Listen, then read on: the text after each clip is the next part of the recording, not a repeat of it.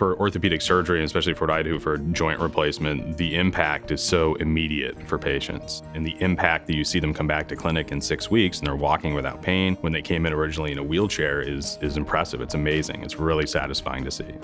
Hi, I'm Dr. Stephen Fitzgerald. I'm a hip and knee joint replacement surgeon. So it's nice with joint replacement because the success rate is so high. If you look at all of surgery, there's really not another operation like joint replacement where the success rate is so consistent.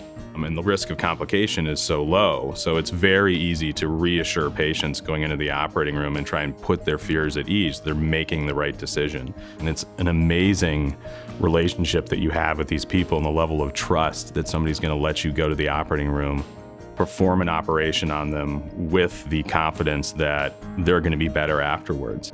And I think accomplishing that at the end of the day is really satisfying. You know, one of the nice things about UH is that there's this really kind of community effort in terms of taking care of the patient, from the front office staff all the way through to physical therapy after the operation. The goal is to get the patient back to their life and the things that they want to do.